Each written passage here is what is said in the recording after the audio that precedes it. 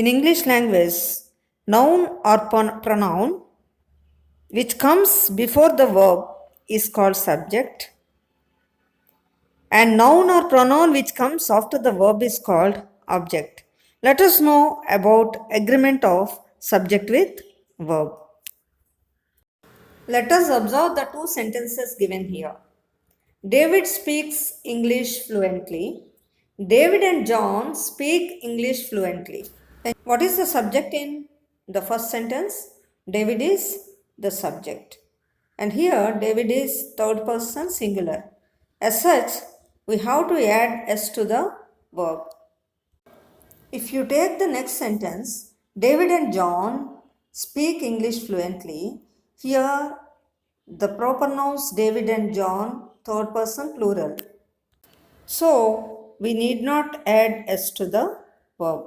Anyway, these sentences are in simple present tense. Now let us observe agreement of subject with verb in case of pronouns. I or we speak English fluently. You speak English fluently. They speak English fluently. Let us observe these three sentences. I or we is first person singular and plural.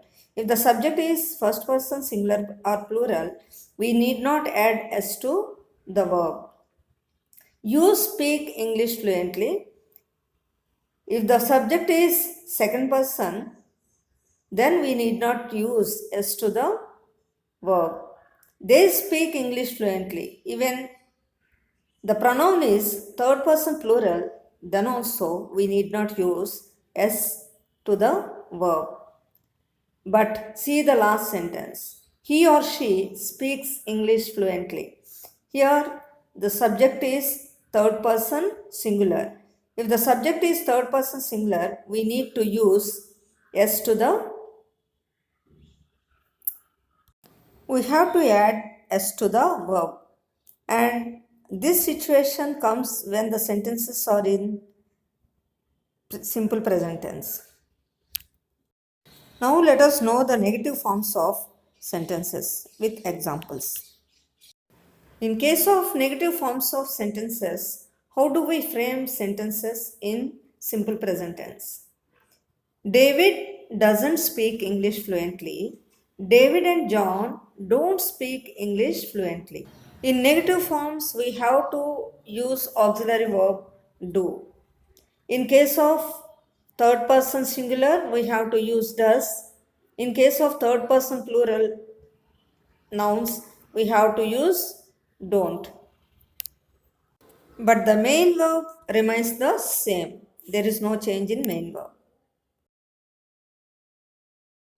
Now let us see the negative forms with pronouns. I don't speak English fluently. You don't speak English fluently. They don't speak English fluently. In these three sentences, let us observe the pronouns. I is first person singular. Even it is first person singular or plural, second person and third person plural, we have to use the auxiliary verb don't while making negative statements. But if you take the last sentence, he or she doesn't speak English fluently. If the third person pronoun is singular, we have to use the auxiliary verb doesn't. And as it is said earlier, main verb remains the same. There is no change in the main verb. This is all about agreement of subjects with verbs.